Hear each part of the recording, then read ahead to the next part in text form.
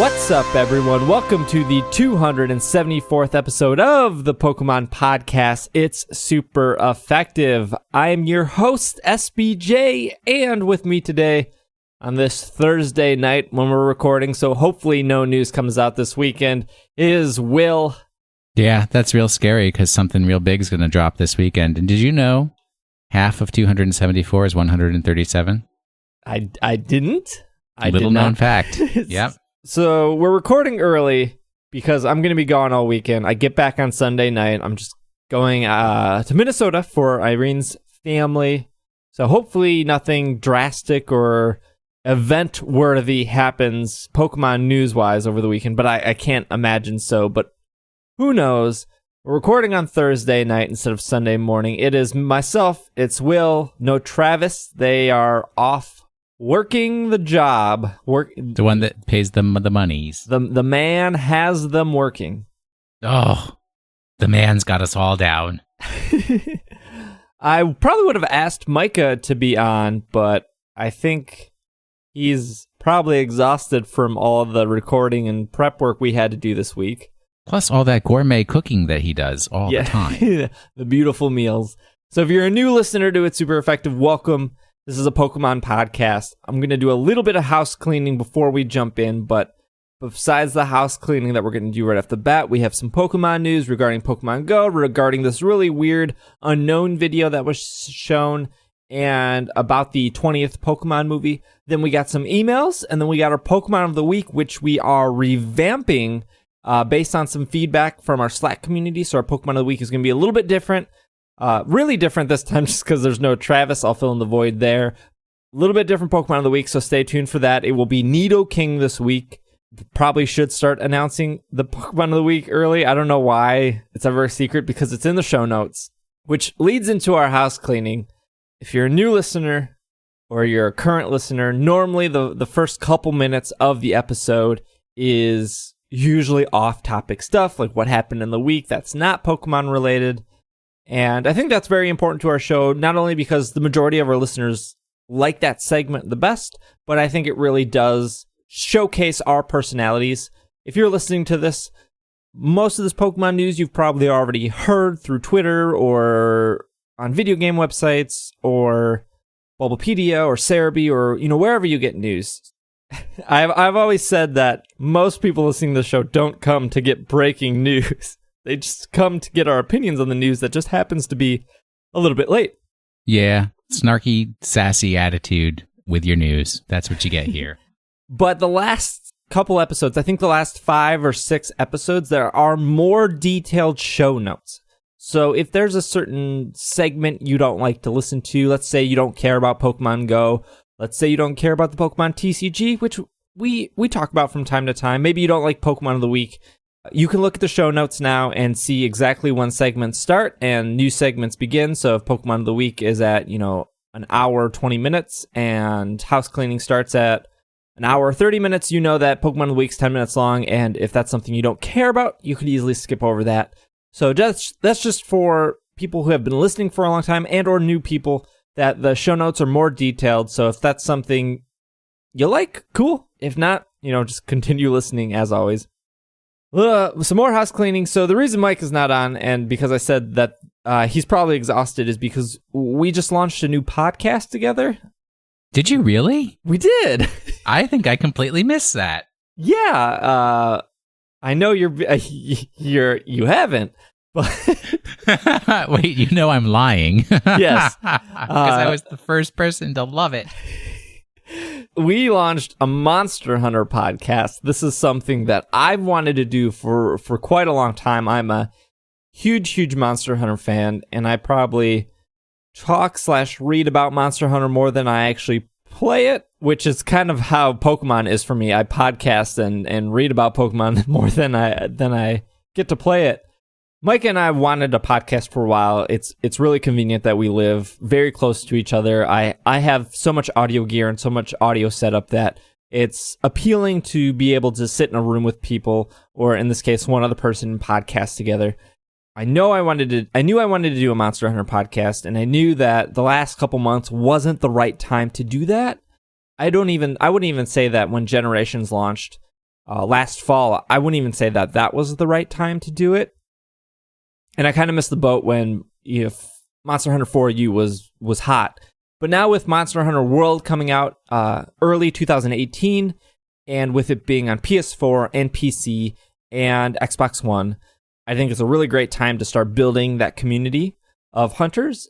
And both Mike and I plan to import Double Cross, which is the expansion, quote unquote expansion to Generations, except it will only be too.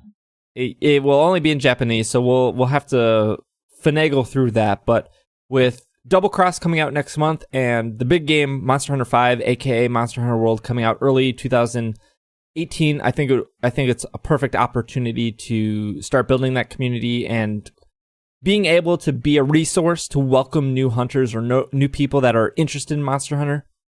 And so there are 3 episodes out in iTunes and SoundCloud and Stitcher and Pocket Cast and wherever, and Google Play and wherever you get podcasts. And so the name of the show is called The Carve. You can easily find it on any of those services by searching The Carve or by searching Monster Hunter. It should show up. Or by searching supereffective.fm.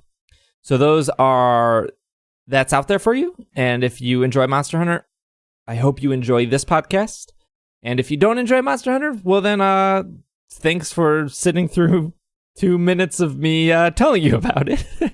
No, it's a good podcast, even if you haven't played Monster Hunter before, because it's kind of just talking about what does Monster Hunter mean to me, and what has not to me, because I wasn't invited to be part of this, even though I play Monster Hunter every single day.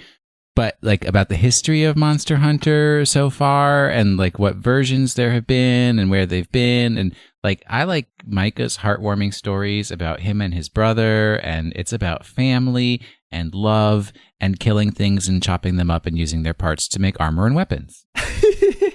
I am sure there will be an opportunity for Will to be on. When I was originally, like I said earlier, I think there is a different kind of dynamic and a different feel when 2 people are sitting in the same room, as opposed to what we do here on It's Super Effective, which 3 of us are in different states recording and not seeing each other. And I think I do a pretty good job of making that show, or this show, sound all right and feel good. And apparently you guys like it. That's why you're here. But I just wanted to take a moment and talk about Monster Hunter, and to everyone who has downloaded and listened to it, thank you so much. It's weird going from a zero base of okay, we have no episodes. We have this brand new Twitter. We don't have a website yet, and I'm working on that and kind of building that up and starting all over again, because at the end of the month, It's Super Effective will be 7 years old. 7 years old? Does that mean 7 years old? I was in my 30s when you started. Old man Will over here. Let's jump into some Pokemon news. First bit of news. Will, you're going to Pokemon GO Fest. This is very true. I am going to... I mean, I don't want to say it again, but you know what? I'm going to Chicago to Pokemon GO Fest. Oof, ha. That's bad. That's bad. As is the city of Chicago. But I will make the sacrifice of going there once again to celebrate Pokemon GO Fest. As I speculated earlier, my sister no longer wanted her ticket, so it was either sell the ticket for, I don't even know how much they're going for, probably still $300 to $400, I'm assuming. I haven't checked, but let's just pretend that they're still going for $300 to $400 on eBay, or I could give that ticket to you and make no money. Wait a minute, I gave you $500 for that ticket. Don't lie to the people. And I can't believe you sold it to me for $500 when it was only worth $300 on eBay. Somebody has to. I don't know where I was going with that. Pay for this podcast to get made. I'm excited to see you, Will, though. I haven't seen... When's the last time we saw each other? December? Was it really that long ago? Yeah. And it's funny because 3 weeks after Pokemon GO Fest, we'll be seeing each other again. Yeah, that's real sad, too. No, that's true, because I usually do a spring trip to the area, and yeah, I didn't this year. But time has been going by so fast. Yeah, 2017's been flying by. Because you're coming to Pokemon Go Fest, you probably care about the Pokemon Go news that dropped recently. So we'll go over this real quick here. This is the press release I got. Niantic and the Pokemon Company International have unveiled new details for Pokemon Go's global events and real-world activities for trainers around the world to participate together. Pokemon Go Fest Chicago will feature a variety of activities for trainers, including unique ways for players at the event and across the globe to work together to compete unique challenges and earn special in-game rewards. So if you're not going to Pokemon Go Fest, still some rewards for you here, still some teamwork to do on July 22nd. So do I need to bring a smartphone to Pokemon Go Fest? You would. You know, I was thinking, what if somebody like me or anyone else, let's just say they're from California though, like the longest possible distance in the United States to travel from, maybe Washington, but they book a hotel room, they book a flight, they fly all the way out to Pokemon Go Fest, they get through the gate with their wristband, and their iPhone or their Android device or whatever they're using just completely dies. I don't know if I'm more horrified by your story or the fact that you forgot that, like, Micronesia is part of the United States. So I'm thinking, because I'm an iPhone user, that, okay, what if this happens to me? I know that the North of Michigan Avenue Apple Store is, 25 minutes walking distance from Grant Park. Oh, no, that only takes me about 15 to 17 minutes. You got longer legs. No, that's true. So you walk over there, and because I used to work at an Apple store, they're probably going to make you wait 1 to 2 hours to get a new phone. Book your Genius appointment before you leave the bar. But your phone's dead. Your phone's dead. It's DOA. Oh, that's right. It's dead on arrival. Right. Is there an AT&T store somewhere nearby? They're not going to fix your iPhone. That would be extremely tragic to travel all the way to this one day only event where you have to depend on a device. And not everyone has two phones like you do, Will. Well, I was actually just going to ask, should I bring some of my extra iPhones for people? Maybe? Because that's a question that people ask. I've only got like 5 or 6 of them. I was thinking about bringing my iPad and an iPod Touch that I have just laying around, just so if my phone did die for any odd reason, I could at least use those devices and connect to Wi-Fi. And I don't know. It just, I am sure out of the 12,000 plus tickets Pokemon Go has sold, I bet at least one person will have this issue. They get to Pokemon Go Fest and their phone does not work and they don't have another solution. There will be people who show up and completely have forgotten their phone at home. Absolutely. I don't know about that. Let me continue with this press release here. In addition to Pokemon Go Fest, trainers in Europe will have the chance to team up this summer across 7 cities during what is called Pokemon Go Safari Zone events. They can catch rare Pokemon, obtain special rewards, and take on powerful raid bosses. Pokemon Go Fest will take place on Saturday, July 22nd in Grant Park, located in the heart of downtown Chicago. Oh, another side note. I was supposed to say this in house cleaning, but if you are planning on going to Pokemon Go Fest, or you are just in the Chicago area, so you don't have tickets, but you do want to attend some sort of Pokemon podcast meetup, I am getting a soft head count for who might be interested in that. Ideally, what I would like to do is book a nearby restaurant, and I know it's Chicago, so either everything's expensive or everything's too far away, but that's why I need the head count. Because if we get 35 people and the room costs, let me do simpler math. If we get 30 people and the room costs $600 to reserve, you have to spend $600 in food to, actually reserve that room. That comes down to about $20 a person, but you're spending that money on drinks and food and dessert or whatever. So if I get a head count of how many we have, that's ideally brings down the cost. So again, I'm trying to find a restaurant because at least for the people that will be at Pokemon Go Fest, we're going to be outside all day. We're going to probably be eating not so good food that is extremely overpriced. And once 7 o'clock hits, it's going to be a disaster to try to leave that area car-wise. And so the simplest thing is, let's go to a restaurant that is in walking distance. Let's sit down and get some better cooked food. And let's make sure that space is air conditioning and that space is only for us. So it's private. And so if that ends up costing, $10 to $15 a person, I'd rather have that than let's not have a place to go and stand outside and be hot and sweaty, and some of us will be hungry and some of us are not. And I'm not saying that if you're coming, you have to spend 10 to 15 a person. I'm just saying that if I get a head count, I can secure a room and then we don't have to worry about that cost. Yeah, agreed. And you just reminded me that I know someone who is somewhat influential from Chicago. And let me ask that person for some recommendations as well. That would be great, because the rooms that Irene has found, it come with the head count we have about 25 people reserve that say they're coming. So that comes to about $20 ish. But I wasn't big on that restaurant to begin with. So anyways, this is 4 people in the Chicago area, so I don't want to spend too much time on it. But if you're interested in coming, even if you're interested in meeting other It's Super Effective fans and myself and Will and Micah and Irene and the community, we have just check our Twitter or check our Facebook or check Slack. Just fill out the form. All I'm asking is an email. If you're going to the fest, if you're coming to the after party, if you're interested in eating or not. And like I said before, if you're not interested in eating, no big deal.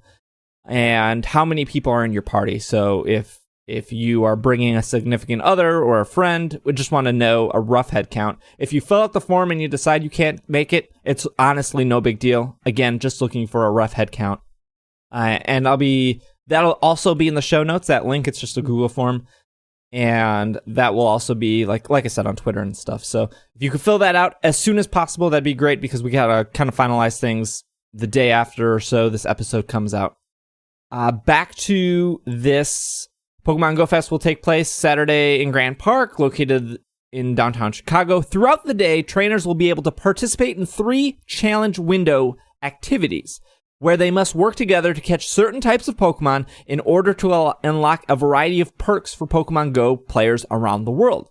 Trainers outside of Chicago will be able to participate in the festivities by catching as many Pokemon as possible during these challenge windows to extend the duration of bonuses unlocked by the attendees of Pokemon Go Fest. If trainers around the world catch enough Pokemon, a mystery challenge will be revealed at Pokemon Go Fest. Mewtwo, I'm assuming it has to be Mewtwo, for the potential to unlock an extra special bonus across the globe, which, as I'm assuming for everyone else, Mewtwo raids, but who knows? So wait, we've got to unlock something so that they can then extend the unlock something, and if they do that well enough, it unlocks something for us, which we then have to succeed at, which will then unlock for them. That's exactly correct. This is a huge burden. I'm not coming anymore. In Europe, Pokemon Go Safari Zone events will be hosted at select shopping centers, Copenhagen and Prague on August 5th, Stockholm and Amsterdam on August 12th, and Oberhausen, Paris, and Barcelona on September 16th. Pokemon Go Safari Zone events will give trainers the opportunity to catch a variety of Pokemon from special Kanto region and Johto region zones, including Pokemon never encountered in Europe. You didn't see the image they used. Kangaskhan was on top of Europe, so one of the obvious Pokemon that would be encountered would be Kangaskhan, which currently right now is exclusive to the Australian region. Players will also have a chance to team up with others to take on unique and powerful raid bosses. I'm assuming, again, this is legendary because they use the word unique and powerful. I wouldn't consider any of the raids currently unique because they've been around for 3 weeks now. Or powerful? Some of them are tough. Tyranitar, I think, is the toughest right now. So I've been catching lots of Pokemon, doing the best I can to lead up to this Pokemon Go Fest event, but I'm only level 16. Am I going to be able to have fun? Yeah, I think so. I mean, the minimum raid level is level 5. So you can still raid. You can still hit up Pokestops. I'm sure there will be tons of lures and incense and everything happening there. I have no worry that you wouldn't be on the same playing field as other Pokemon Go players. All right, do I have to bring my own lures? Lures is a word that's spoken with 2 syllables. Lures? Probably. Do I have to bring my own lures? Every time you level up, you get more. Like, you get free ones. Like, I think when you hit level 20, you get 3 or 4 free. Oh, because I usually, the way I walk, I pass by one Pokestop twice in the morning. So I usually set a lure there the first time I pass it, and then I pick up the rewards on my next pass around. I would save your lures for the fest. All future lures will now be saved for the fest. But that's how I got a Growlithe. The Pokemon Company will also be hosting an annual Pikachu Outbreak event in Yokohama, Japan from August 9th through the 15th, where a special Pokemon Go experience will take place. More details of the event will be revealed soon. And that is your Pokemon Go news. Well, now I've got Pokemon Go news. I caught a Pikachu with a hat on it at Washington Circle this morning. Ash Hat Pikachu. Yes, I caught one of those at Washington Circle. I recommend anybody who's desperate for Pokemon Go action, just take a walk down Pennsylvania Avenue between the Four Seasons Hotel and the White House. You get all the Pokemon Go you need. There's like 30 gyms and 400 Pokestops. I've heard on the street, and by the street I mean the internet, that Mareep is pretty common in Washington, D.C., and not common really anywhere else but your area. I have not seen a single Mareep, but I have probably caught 1,000 Natus. There was a Xatu on Pennsylvania Avenue this morning, and I did catch that as well. I like I said, I've heard Mareep is in your area, but I know as of recording this, the spawns just changed. They did a spawn refresh, so if you're used to seeing, I don't know, Pidgeys are going to be there regardless. If you're used to seeing like Mankeys in your area, it's possible that you may now be seeing like Sandshrew or something like that. I am now seeing Drowsy at my house, and I haven't seen Drowsy in my house in like the past 8 months. I think we have one more podcast before Pokemon Go Fest. Yes. Wait. No, this is the last one. Yeah, so again, fill out that form. We will be at Pokemon Go Fest. We will be there all day. Fill out that form if you are at least in the Chicago area and you plan on attending the meetup. Like I said, the meetup will be after 7 o'clock because there are these events that are going on throughout the festival. So I don't want to waste your guys' time if you're there. Not really waste, but you're there for the event. I want you to have the most fun that you can have at the event. We should probably talk about what the unlocks could possibly be. No, we should talk about whether it's worthwhile for people to stand on the outside of Grant Park and think that they're going to be able to participate in the festival. I don't think that's happening. There's something to do with the bracelets that they tie to your trainer ID, so I think that matters in some aspects too. There are the 3 challenge windows. So at Chicago, you have 11 to 11:30, 12 to 12:30, and 3 to 3:30. So there are 30-minute challenge windows for Chicago. There are 6 different challenges, but I believe, from my understanding, is you can only unlock 1 challenge per the 30 minutes. So even though there are 6 challenges, the Chicago players can only unlock 3 of the 6. So during those windows, if you catch enough fire Pokemon, you'll unlock a candy bonus. If you catch enough water Pokemon, you unlock an XP bonus. Reddit and Twitter seems to care about this one. If you catch enough grass Pokemon, you will unlock a Stardust bonus. And I have kind of a complaint about that, but I'll get back to that.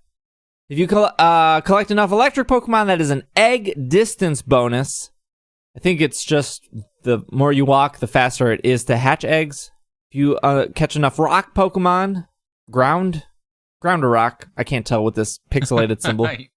It's the worst one. It doesn't matter. It's the buddy distance bonus. And then if you collect enough normal Pokemon, that is an encounter rate bonus, which I believe you just get more encounters, if I'm not mistaken. And then worldwide, there's bronze, silver, and gold. If it's bronze, that it increases the duration of the bonus by 24 hours. If it's silver, that's 48 hours. And if it's gold, you unlock the mystery challenge. The mystery challenge, if that is successful, which I have to imagine has to be successful, like, there's no way that this is going to be a Festival Plaza goal where the first two were unreachable. Oh, it very well could be. No, because if this is the summer of Legendary, and the Legendary Pokemon, and they haven't done Legendary Pokemon yet, and they plan to do Legendary Pokemon here, it would make it seem like they want the goal to be obtainable, so then you get people talking and you get people excited, and clearly they want people to stay until 6 o'clock, since from 6 to 7 the mystery challenge will be available if it's succeeded. And then if the Chicago people can succeed at the mystery challenge, it would unlock the global reward for everyone, which takes place on July 23rd and July 24th. Again, we don't know what that is. But going back to the Stardust, I just want to complain real quick that all these hardcore Pokemon players on Reddit and Twitter and forums and Facebook, they want more Stardust. And the reason you would use Stardust is to level up your Pokemon, and the old gym system used to give Stardust, and when there's like Adventure Week or Fire and Ice Week, there's Stardust bonuses. And the more you give candy to a Pokemon, the more Stardust it requires to level up Pokemon. My complaint is, I get that people want to power up their Pokemon, but by giving everyone more Stardust, it's going to nothing changes. And what I mean by that is, oh, now I have, 40,000 Stardust and I can level up my Golem an extra 500 CP. Yeah, but so does your neighbor, and so does everyone else playing. They're all getting more Stardust, and you're getting more Stardust. And then instead of everyone's Pokemon being, let's just say everyone's Pokemon's at 1,200, okay, then in 2 days everyone's Pokemon is at 1,500. So nothing changes. It's just everyone's numbers went up higher, and it's the same. But it's not everyone. It's only the people at Pokemon GO Fest who get the Stardust bonus. Yeah, but then in terms, that would apply to everyone. You're saying that a rising tide raises all boats. Right. So no boat gets to be better than any other boat. Exactly. And there's nothing you hate more than not being able to win. No, it's not even about winning. It's just, I would rather see, for me, I guess I would rather see like an encounter rate bonus, because that gives me more of a chance to possibly catch Pokemon I don't have. I would rather see something like an egg distance bonus, because if I can go through eggs faster and I'm at the event and they're giving out more eggs and I'm planning on walking all day, I think that bonus is really valuable. I would rather get a candy bonus, because there's a lot of Pokemon I have and the only thing I am missing is candy, and I would rather fill out my Pokedex at that point. But Stardust bonus, I have had zero issues taking over a gym. If I go to a gym down the street and it's a Valor gym and there's 2,900 Pokemon in there, which no one wants 3,000 CB Pokemon because of how they work in gyms. So if they're at 2,999, right before 3,000, and they're sitting in gyms, there is nothing that is going to stop me from taking that gym solo. Even though my max Pokemon, I think, is my Tyranitar, which is 2,600. As long as I sit there at that gym, I will eventually take it down. It might take me, 20 revives and 20 hyper potions, but it doesn't, like I said last week, it doesn't matter if the gym is full of Pokemon at 500 CP or if the gym is at 2,900 CP. You can still solo it. It's just going to take you a little longer. And if you're with a group, if you're with one other person, it just goes twice as fast. For me, to want a Stardust reward to power up Pokemon when CP at this point in the game doesn't matter at all. It's just, it feels like that is a wasted reward. My highest CP Pokemon is 695. And you could do raids just fine with that. And you could do gyms just fine with that. It's a wheezing. I don't want to. Can I give it Stardust to make it better? You can, but I wouldn't, because there's no point.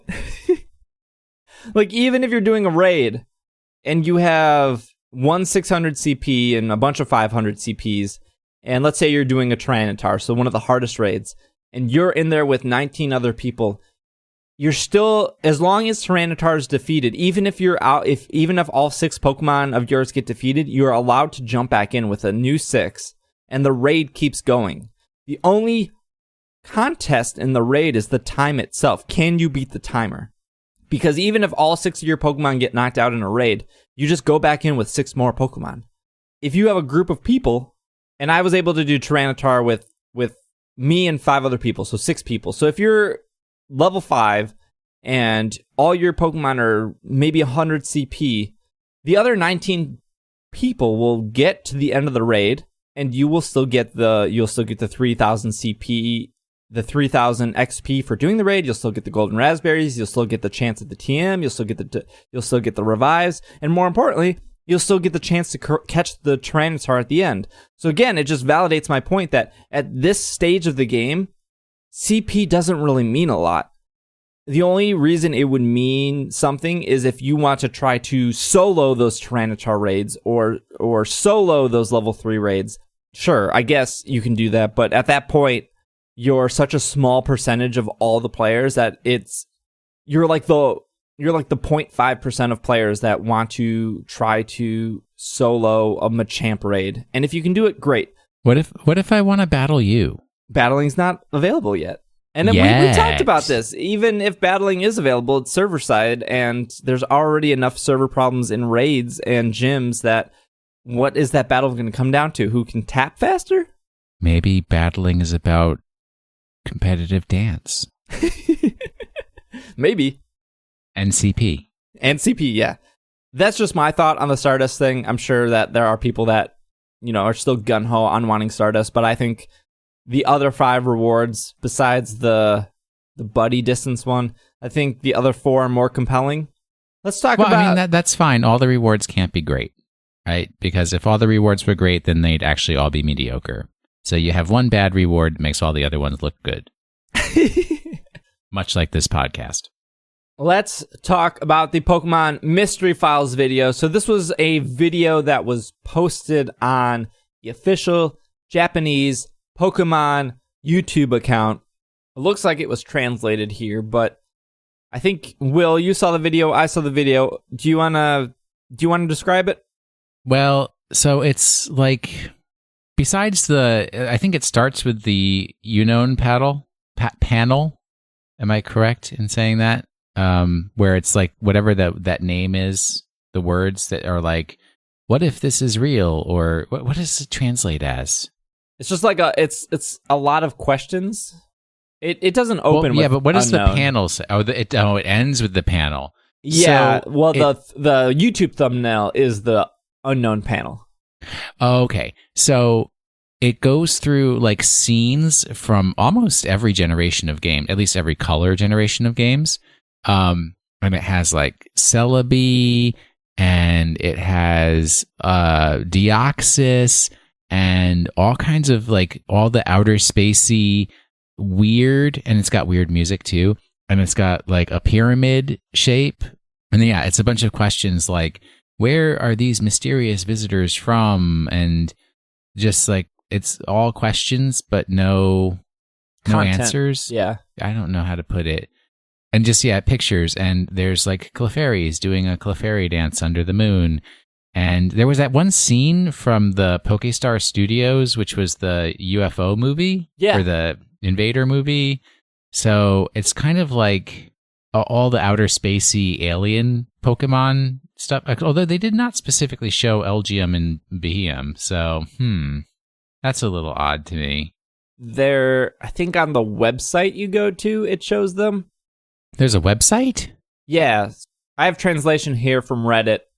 The questions asked during it's a 2-minute and 9-second video. It's all in Japanese. All the questions are in Japanese. I don't think there's no one like talking or anything. It's just question, here's a scene from the Pokemon game. Question, here's a scene from the Pokemon game. And like Will said, starts with Generation 1 and then goes all the way to the Ultra Beast in Sun and Moon.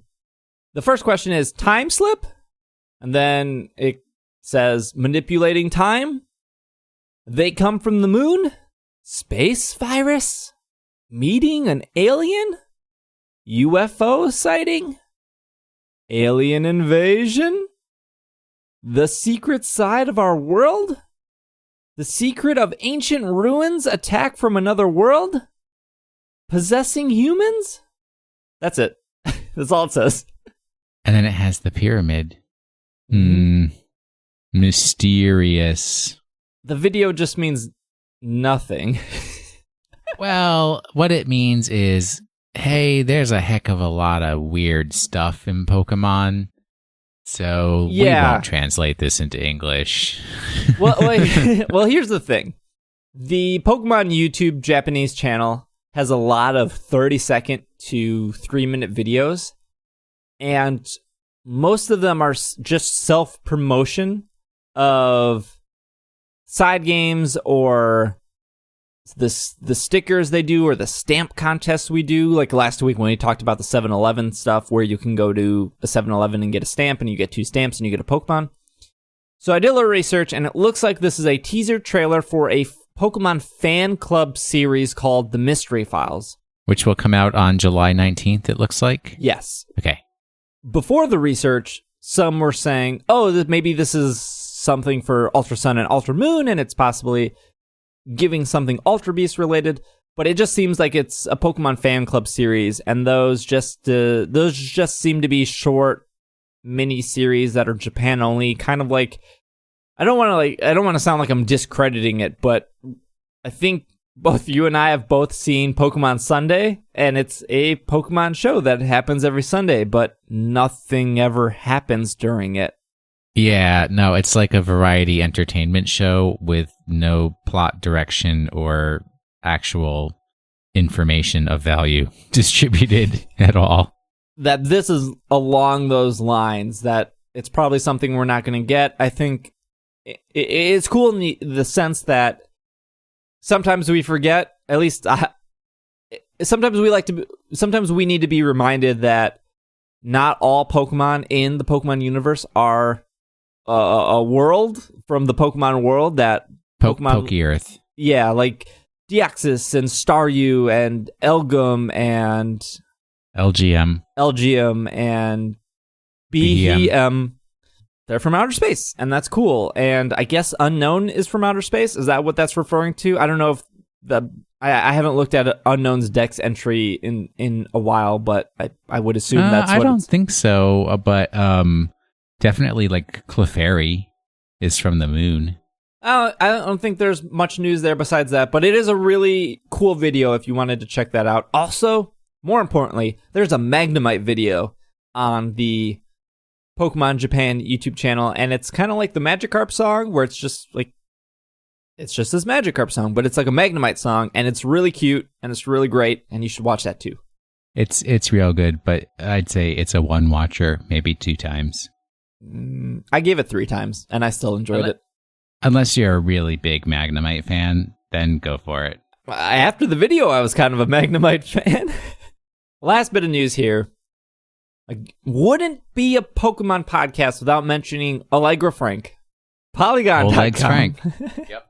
Pokemon's next movie reimagines the first season without Brock and Misty. The upcoming 20th Pokemon movie, I Choose You, is a reimagining of the anime's first season, but don't expect everything to be the same, Allegra writes. Among the biggest changes are new takes on classic moments for whatever reason, the replacement of Ash Ketchum's best friends, Brock and Misty. I wouldn't go as far as saying best friends. I was just going to say that. I mean, Misty was just following him around because she wanted to get her bike. Money for her bike, right? And it was almost like on. Did you ever see the movie Better Off Dead? No. Well, there's this little paper boy, and he needs to collect $2 to pay for the people's newspaper delivery. And he literally just follows the main character around the whole movie, and he's like, "I want my $2." And that's basically Misty in the first season of Pokemon. Yeah. Brock and Misty left their posts as gym leaders early on in the anime to accompany Ash on his journey to becoming a Pokemon master. I Choose You forfeits these characters in favor of 2 new fellow trainers. There is Soji, whose partner is Lucario, a 4th generation Pokemon. And there is Mikado, whose buddy is Piplup. And Mikado, if I'm saying that right, is the female? I believe that's correct. Butchering these names. Both are prominent in the film's promotional materials. Check out both are prominent in the film's promotional materials. The jury is still out whether they're as memorable as the Love-Lord Brock and stubborn Misty, but we imagine that it will be hard to get nostalgic fans to warm up to them. Count us among the skeptics. It's odd to replace Ash's best friends with two newcomers, even if I Choose You isn't a straight remake of the original Pokemon anime. A story this familiar and beloved may be able to withstand some tweaks, but dropping some of the most visible characters may not be one of them.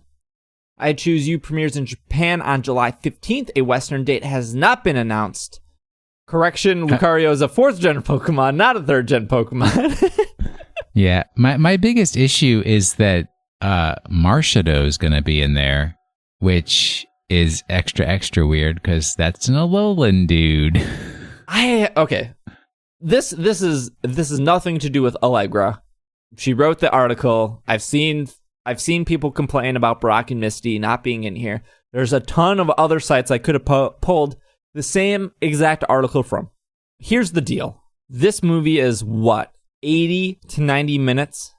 We already have to accept the fact that while the opening of the movie is a reimagining or the opening of the very first couple of episodes of the Pokemon anime, there's no way that they're going to be able to tell that first season in a movie timeline. Oh, not the whole first season. I can guarantee you there will be no Pikachu with a ketchup bottle. Guaranteed. So you have to write a story that works in 80 to 90 minutes. And the Pokemon anime as a full story is what? How many episodes? Over 50? Well, but the first season would be about 26 episodes. Was it? No, when was it? When does he leave for Orange Islands? It's way more than 26 episodes. That's not in the first season. But he's still with Brock and Misty, and then when he loses, when he loses to Richie, that's kind of when everything falls apart. But Brock and Misty hung out far longer than they should have, and then they came back. Well, then, is it Misty that stays with, and then Tracy joins, and then Brock goes away? Yeah. And then Misty goes away, and then Brock comes back in. Okay, so here's my other problem, is that it's not a problem. Here's the deal. Going back to the deal. 82 episodes. That's a lot of episodes. The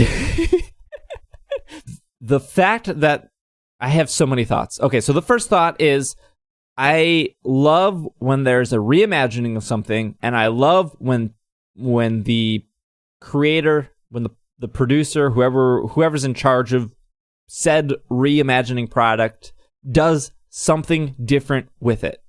If you're going to take the time and resources and you're going to retell a story, I am one for that storyteller to make changes. And I know that is hotly debated. Some people want it to be, pitch perfect to the original. Some people want it to be dramatic. But look, if I want to see Ash's journey from start to finish, I'll go rewatch the Pokemon anime. It's very easily accessible. They just redid it in HD. It does look significantly better. They're not taking that away from you. But on top of that, this is the first movie out of 20 movies where it doesn't fit in the actual Pokemon timeline. So the last movie, which was Magearna, the Marvelous Machine or something like that, that fit in the timeline between the X, Y, and Z anime and the Sun and Moon anime, or wherever it fell. Regardless, it fit into the timeline. This is the first movie to ever go back in time to do something. Not to mention, there's a reason that Brock and Misty aren't in this movie, and the reason is because Ash never meets them. He never actually encounters them. When Ash sees the Ho-Oh after the very first episode, instead of going to the first gym where he would eventually meet Brock, he decides to follow the Ho-Oh. So he would never meet Brock because he never makes it to Pewter City. Pewter. Yeah. So it's a different story altogether because of one fateful change. Yes. Is that what you're telling me? Yes. And I think that's really cool. So I might actually be interested in seeing it rather than just an abbreviated rehashing of something I've seen probably about 40 to 50 times already. Yeah. Okay. Let's talk about Misty because Ash doesn't make it past the Viridian Forest, and I haven't seen the movie. It's possible that he goes to the Viridian Forest and he goes to Pewter City. Pewter. This movie isn't telling Ash's journey to collect 8 badges. It's telling Ash's journey of following Ho-Oh. So Misty appears before that. But to remind everyone, Misty's what you said earlier, Will, the reason Misty exists and the reason that Misty sticks around as long as she does is because she wants money for her bike. Everything does not have to be resolved by the end of the film, but still so I guess Pikachu's not going to get attacked by a bunch of Fearos or Spearos or whatever he got attacked by either. It could be. And it seems in the trailer that there's a Butterfree moment, so it seems like Ash does catch a Caterpie. Again, I haven't seen the movie, but it looks like they're trying to retell the scene where Ash lets the Butterfree go. Oh, it's so sad. It's called Bye Bye Butterfree. Mm-hmm. So that's where some of the more complaints come of, okay, Ash goes on the separate journey. They split the timeline. Instead of starting off to go get his badges, he instead follows Ho-Oh, which he never originally did in the very first episode. If he follows Ho-Oh and along the lines catches a Caterpie, evolves to a Metapod, and then at some point decides to release the Butterfree, isn't that a story already told? Yeah, sure, but it in itself is extremely memorable. Not only does it provide fan service to people like you and me, Will, who have been around the block. We've seen the Pokemon anime, especially when it originally debuted, and we remember that moment of Butterfree. But I do think it is an extremely powerful moment that new people should be able to experience, because I think that if I was to pick a couple moments out of the thousands of hours, hundreds of hours, I don't know how many hours there are of the Pokemon anime, that is such a strong and powerful moment to tell you that Pokemon are more than just these battling creatures, that not only are they used to get badges and to earn money from preschoolers that only use Zubats and to help you win championships, they're also like your friends, and they also represent moments in time and memories and connections, and we joke about it all the time, but like fans of this podcast know that I wasted a Master Ball on a Golduck, and that has never lived me down, and that's a good story to tell. Just like Butterfree leaving Ash is a good story to tell, so why not tell it again? Well, it's an okay story to tell. It's I wouldn't say good story. In the annals or canons of literature, it's no Ivanhoe. It's no Citizen Kane. Citizen Kane's not a book. So there's my 2 cents. I can't remember the last time I've been so excited for a Pokemon movie, though. I am so excited for this movie that if it does have theatrical release, I will fly to Texas to watch it. I saw the black and white theatrical, and that was probably the last time I was excited for a Pokemon movie. I saw that in a theater with a non-Pokemon fan, and boy, were they unhappy with me. That movie was okay. It wasn't winning any Grammys, but it was good. I certainly hope it wouldn't win any Grammys, since those are for music. It is the Oscar that is for cinema. Sometimes you gotta try a little harder than that, Will. Okay. I'll keep that in mind. We're gonna take a quick break. I never mentioned this, and I should, and I feel bad. But Nick Burgess, I'm sorry, how do you say his last name? It's Burgess. I said it wrong, I think, for the first 50 episodes of my own podcast, yes. Nicholas Burgess takes time out of his week. I don't ask for these. I don't send him music to do. He listens to the show like any other fan. He finds humor and or pleasure in me not being able to pronounce things, and turns them into remixes, and we use them in our show because they're just fantastic and they bring a lot of joy to me. And so just a shout out to Nick for doing these remixes. Again, I don't ask for these. He does them on their own. They're fantastic. So I couldn't stop laughing when I heard the first one. So if you're ever curious of where our break music comes from, it comes from Nicholas Burgess. And he's just a fantastic, fantastic musician. And he has a couple albums out. I know he's working on his third album right now. That is correct. And I really wish it would come out.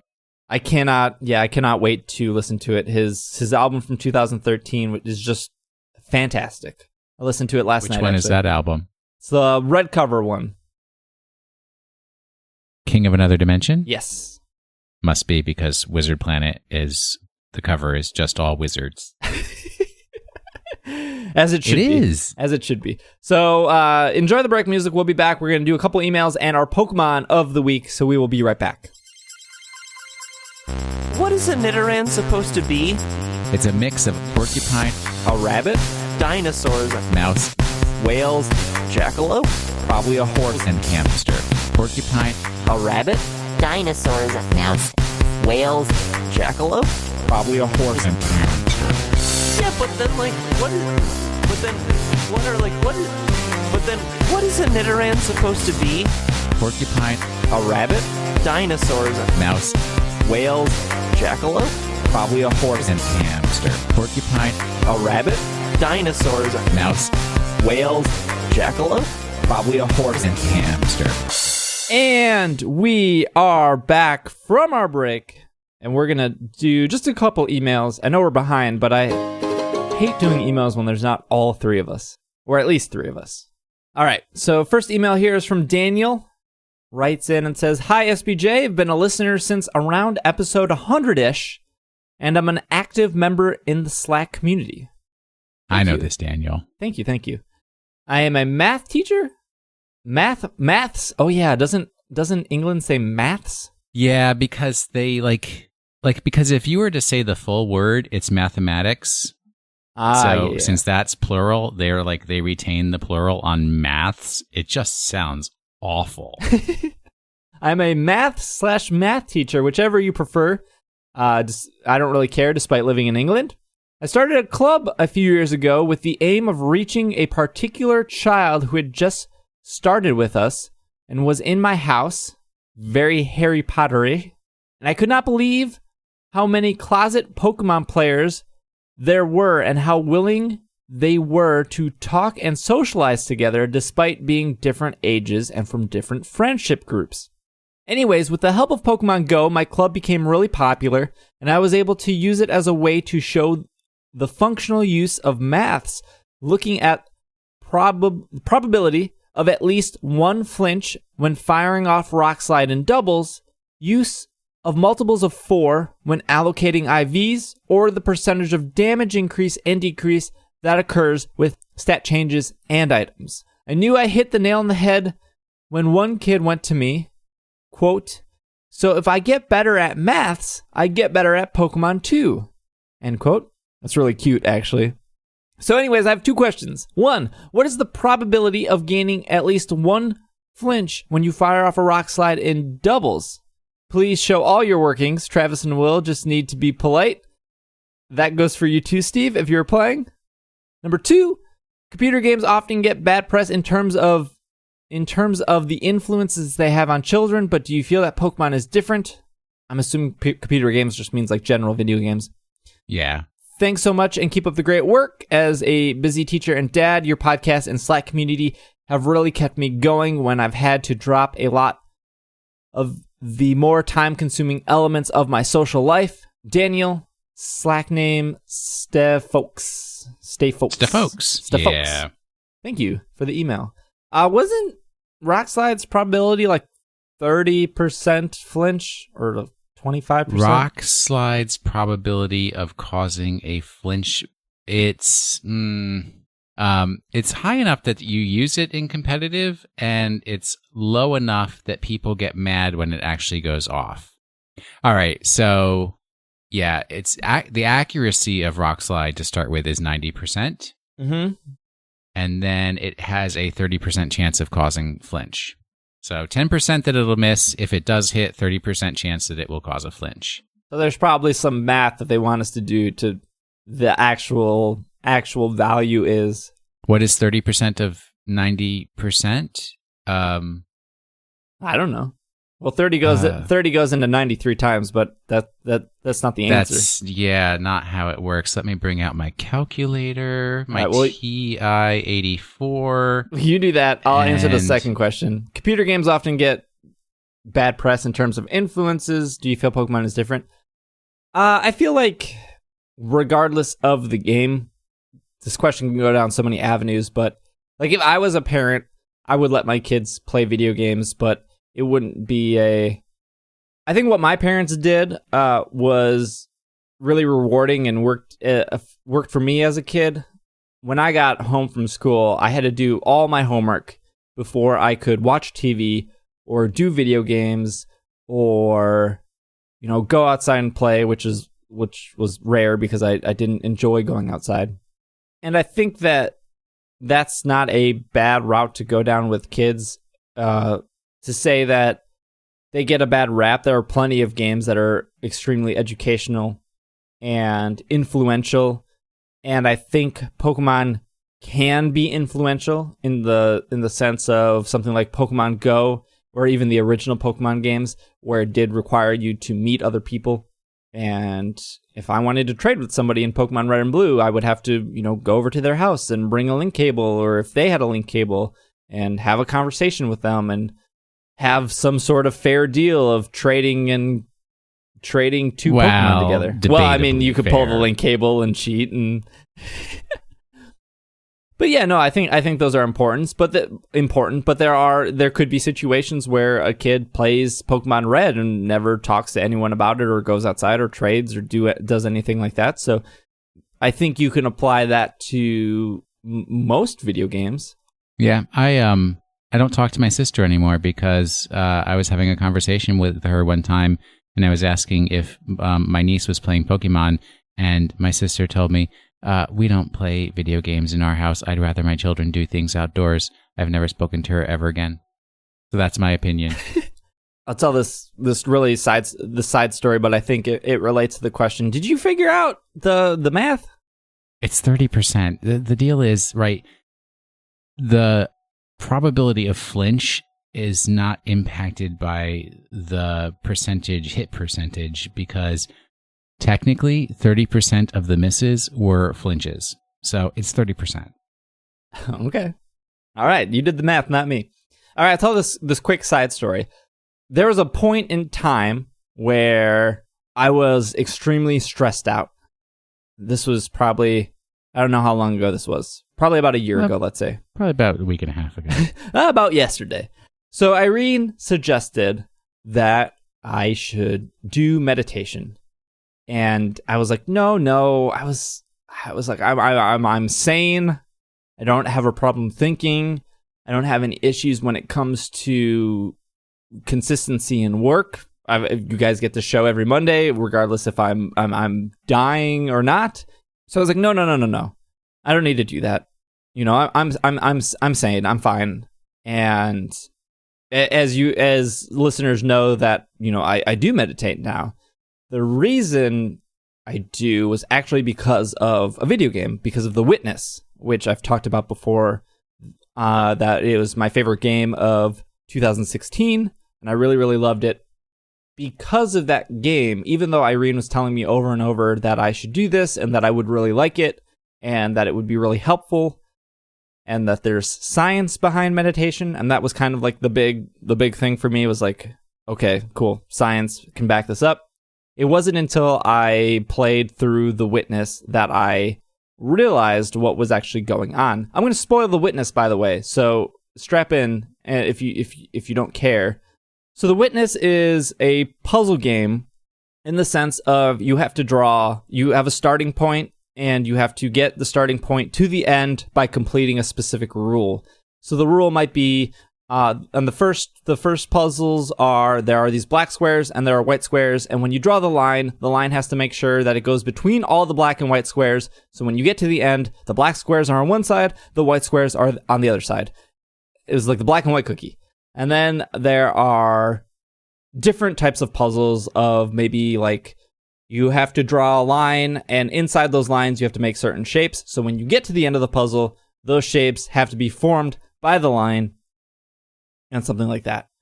So throughout The Witness, you're on this giant puzzle island, and there's a lot of symbols on the island, and there's a lot of environmental puzzles. When you start playing, when you're playing The Witness, not only are you doing these line puzzles to unlock things, but you're seeing line puzzles outside of the puzzles. It's kind of hard to explain, but you could be at the top of the mountain, and when you look down, you'll notice that the river looks like a puzzle you just did. So you start seeing those outside of the quote-unquote game. And so then when you're walking around The Witness, you're seeing people's audio logs or people's notes, and you're picking them up, and you're discovering those. And so when I'm playing The Witness, I'm thinking like, not only am I doing these puzzles because I love puzzle games, but now I'm like noticing how the world itself is this giant puzzle, and there's these audio logs, and there's these papers, and what is this? Like, what is the story here? So I'm going through the game, and then at one point, I'm close to the end, but the puzzles are getting harder. I told myself, I'm just gonna look at the answers to this point. What? I've gotten my enjoyment out of the game. Like, I've loved everything up to this point. I just don't have any more time to give it.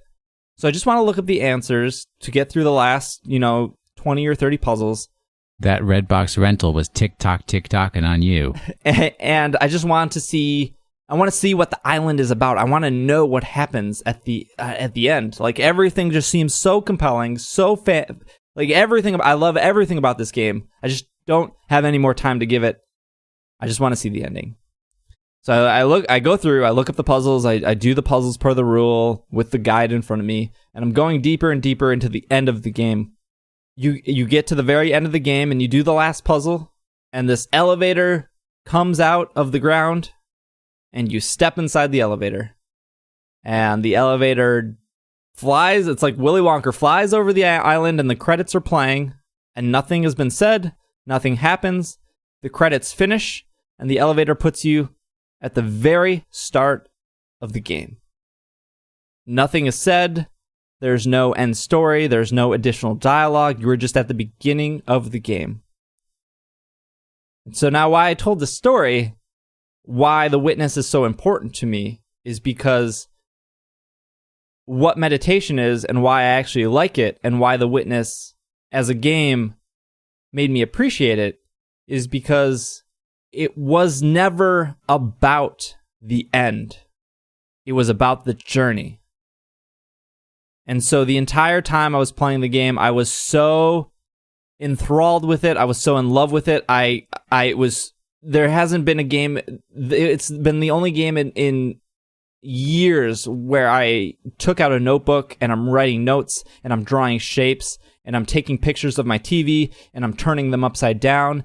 I just couldn't stop thinking about The Witness. And once I got to the ending and I realized that the journey was the journey I made for myself. Everything were memories and feelings that I took and I experienced. And it doesn't matter what the actual ending was. It was the enjoyment to that point. And that really was something that spoke to me. And that's actually what meditation is about. Meditation isn't about some end goal of becoming smarter or becoming more focused or trying to, clear your mind. And it can do all that, but it's about that journey and that experience. Meditation really is the actual journey itself. And I think that games are powerful like that. And I don't think that I would have experienced that without the witness. There you go. That's my story. Very off Pokemon topic, but I wanted to tell it. What if the journey is fraught with danger and peril? I would imagine that everyone would interpret that differently. Yes, that's what meditation is for me. A horrible maze full of minotaurs and other monsters. This message is from Joey. Hello, SBJ and crew. My question is, would you want a live-action Pokemon movie, and who would you cast as Misty, Brock, and Ash? P.S. What about Gilbert Gottfried as Meowth? Gilbert Gottfried is in disgrace and will never do anything related to Japan ever again. If you don't know why, probably look it up. Don't need to go into detail on that. I would like a live-action Pokemon movie. I think if it's done right, that would be a lot of fun. I'm really bad at I'm really bad at actors and actresses, and I don't know. I think we talked about when there were rumors of a live-action Pokemon movie. Would I want one? Yes, but I would want a live-action Pokemon movie not to have Ash, Misty, and Brock in it, because I do not want I don't want the Harry Potter effect where I read all 7 Harry Potter books. I had a image of what Harry Potter looked like when I was reading those books, and then Daniel Radcliffe came along and he was Harry Potter. And even though he's not Harry Potter anymore because those movies ended, it's hard to when I see Daniel Radcliffe, I see Harry Potter. And that's not to say he wasn't bad at his role. I think he was a good Harry Potter. But I know who Ash is and what Ash is about out of the 20 years of Pokemon anime. I don't think there is a actor in the world that could fill those shoes. Yeah, I agree. And for me, it wasn't Harry Potter. It was Scott Pilgrim. That I read all of the Scott Pilgrim comic books, and I had a vision for what Scott Pilgrim was supposed to be. And then they cast Michael Cera as Scott Pilgrim, and he is absolutely not what Scott Pilgrim is supposed to be. So that destroy. I haven't seen the movie, and I actually never read the last Scott Pilgrim. I have no idea how the series resolves. I never read the last one. I was so upset that they cast Michael Cera as Scott Pilgrim when he is so not what Scott Pilgrim is supposed to be. So yeah, I wouldn't want to see the known characters. I'd rather it be more like the anime series that they did where it was like the retelling of Red and Blue story, where those characters were, or Red and Green, where it was not related to previous content, so they could take whatever liberties with it that they wanted. This message is from Sam. Writes in and says, "Hi, SBJ and friends. It's Sam. I'm writing in with 3 very important questions. Number 1, if you guys could be any Pokemon for a day, excluding legendaries or mythicals, what Pokemon would you be? Number 2, is Travis secretly a vampire? And number 3, could you give a birthday shout out to my sister Jillian? She just started listening to this podcast and she recently got a phone for her birthday. Thank you for reading, Sam." Well, that's really cool. Shout out to Jillian. I think I'm saying that right based on the spelling. Happy birthday. Let's get number 2 out of the way. Is Travis secretly a vampire? No, Travis goes to bed at 8 p.m. But you are a vampire. No secret about it. Mm-hmm. Yeah, that's accurate. Yes. I'm actually just a Zubat. Number 1, a Pokemon for a day, Will. Ooh, that's a tough one. Can I be like Buzzwole? Buzzwole? Buzzwole? I mean, that's technically an Ultra Beast. You're pushing the edges. Yeah, that's why I want to be Buzzwole, because I want to push the edges. But Buzzwole is gross. Yeah, what's a better one? First, Buzzwole is all about the banging and clanging, and I still haven't been able to get you in a gym. Or clanging and banging, whatever. Why do you got to be an Ultra Beast? Because they can go through wormholes. They could go through wormholes, probably like Deoxys can, but I can't pick Deoxys because Deoxys isn't classified as an Ultra Beast. Well, Deoxys is like a legendary also, so yeah, you can't be a legendary or mythical. It's off limits. That's why I'm picking That's why I'm picking an Ultra Beast. Breaking the rules. I want to be something fantastic, but accessible. I mean, it's only for a day. I know, but so it's like, what can you do in that one day? Probably like you should be a flying type so you can go someplace, and then it's like, oh, I'm a human again, but look, I'm in British Columbia. You could probably be like a Gengar and then go invisible and then like rob a bank. Well, I mean, rob, when you say rob, it sounds so violent. You just borrow the money and forget to return it. Being a ghost type would be kind of weird though, because then you're like a spirit. Yeah. What's a Pokemon that has a really cool, unique move? What about a Togekiss? That's such like a happy Pokemon. What would you be doing? Flying around and being happy. Putting Thunder Wave on people and then doing Fuse Ray and then flinching them? My Togekiss is more of a follow the finger kind of dude. A little follow me? Well, if you're going to use the English term for it. What's something Gen 5 that's like real choice? That can't be Terrakion. No, Beartic. I want you to be a polar bear. Basculin. Basculin, nobody likes. Braviary. Braviary, that's legit. The Braviary is pretty sweet. You could, you could carry an American flag with you. Well, I would be the American flag. Yeah. Be a nice bald eagle. And bald eagles are native to the Washington, D.C. area, so... So you wouldn't be, like, poached? Like an egg? Yeah. No. Josh writes in. Hello there, SBJ, Will, Travis, Micah, Irene, whoever's on. Just us.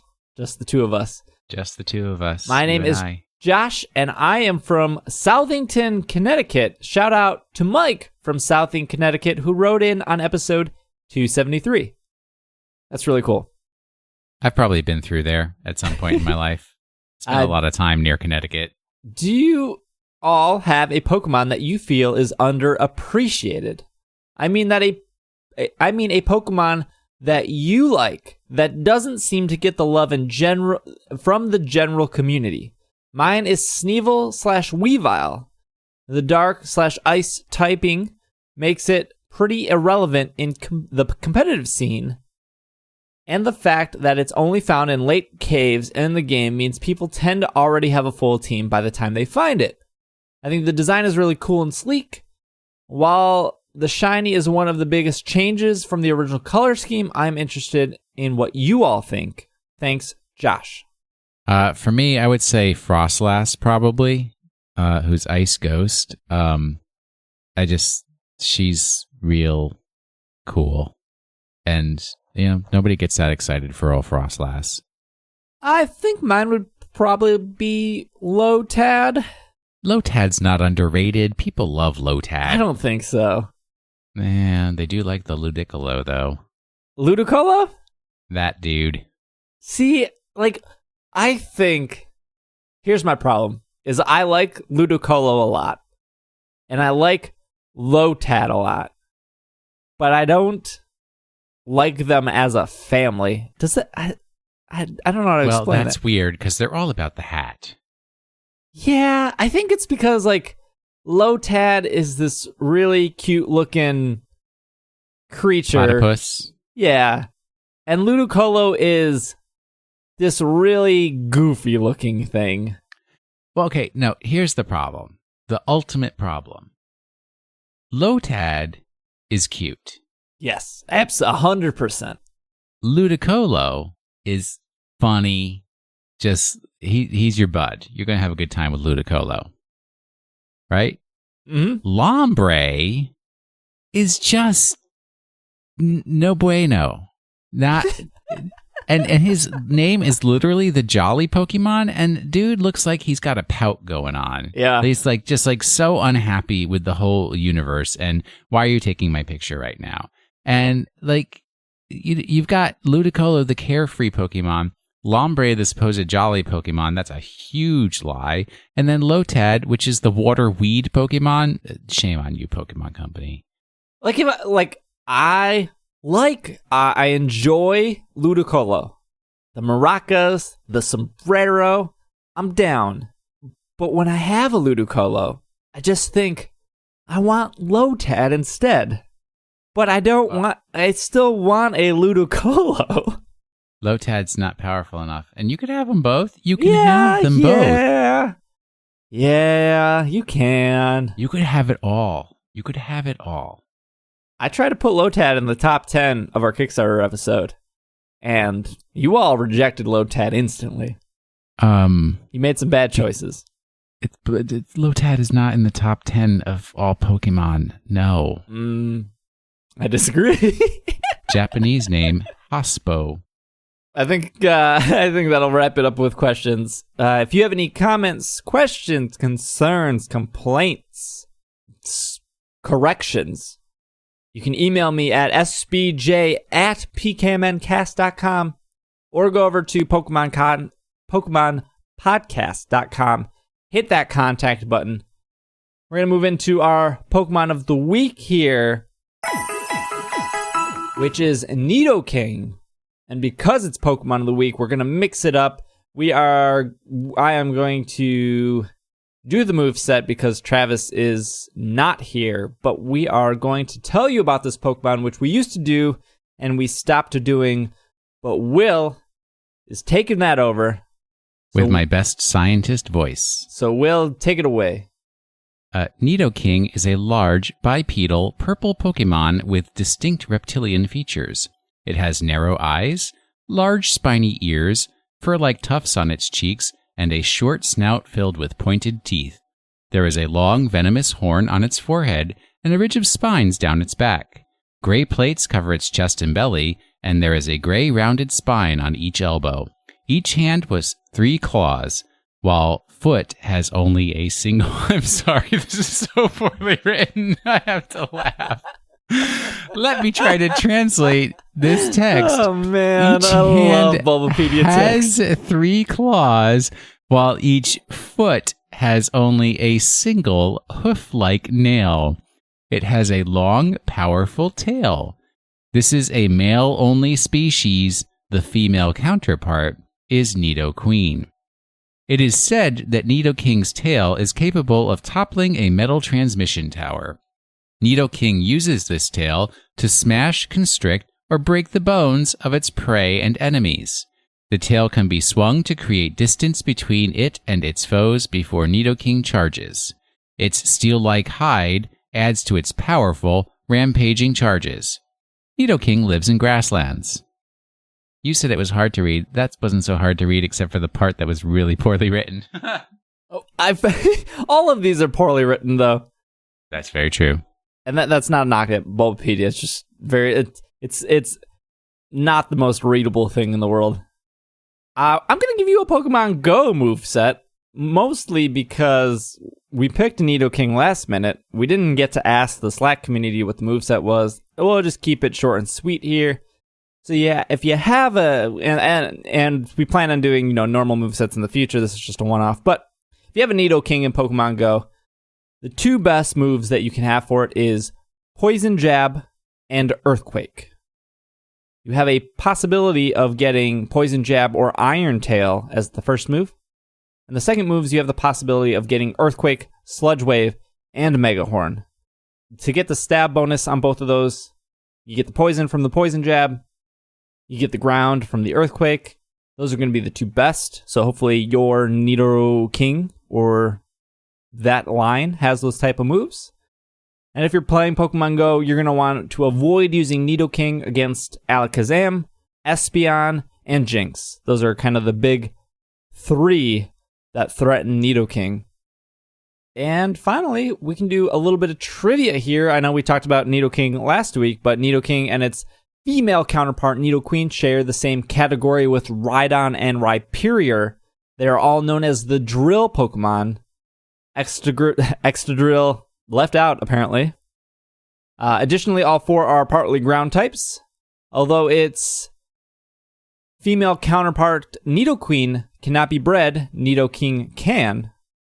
Nidoqueen and Nidoking are the only Pokemon with a poison ground type combination. Huh, I didn't know that. 7 gens and only one.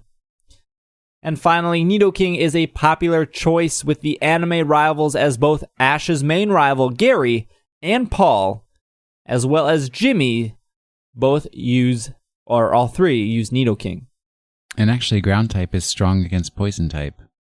What is Nidoking's weak against ice? Weak to ground? If it's ground poison, it's weak to psychic. Psychic, water, ground, and ice. Ground on ground violence? Oh, because it's got that poison in there. Yeah. So there you have it. There's your Pokemon of the week. I think we can wrap up this episode. So we did house cleaning at the beginning, so I don't think I have much to say. You can follow me on Twitter at Dragging a Lake. You can follow Will on Twitter at Washing the Sink. You can follow the podcast on Twitter at Pokemon Podcasts. If you haven't done so already, please leave us a review in iTunes. That would really help out a lot. I think we're at 718 reviews or something like that. Our 7th year anniversary is coming up. I believe the date I have picked for that is going to be August 5th. So that is when this episode goes live, that's in about, 3 weeks? 3 Saturdays? Something like that. So August 5th, we're going to do something all day, probably stream some Pokemon games. We'll probably have a live episode that morning of. So mark your calendar for that August 5th, 7th year anniversary for It's Super Effective. Will, myself, Irene, Micah, we're all going to be at Pokemon GO Fest on July 22nd.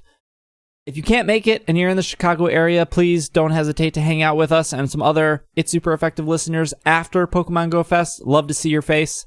I'll probably bring stickers and buttons for all you guys that do happen to make it out. And make sure you can get those through the bag check, man. Oh, no, I'll leave them in my car and I'll just go get them after. After the festival. Make sure to fill out that form if you are coming. Try to fill that out as soon as possible.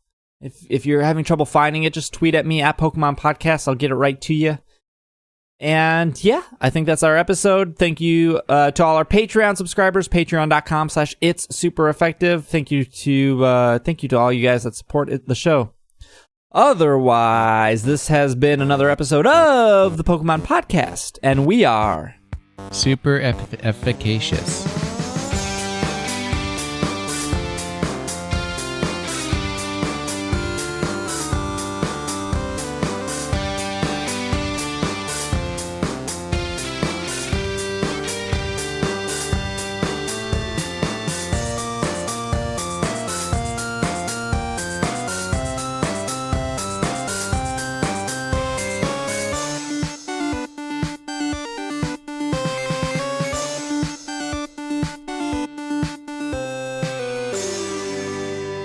That's a hard word to say. I don't even know what that means. It's a synonym to effective, kind of. Okay, all right. If you like cats, motorcycles, computers, video games, comic books, you can head over to drunkontacos.com, one of our Patreon sponsors of the show. That's drunkontacos.com. Thank you so much for listening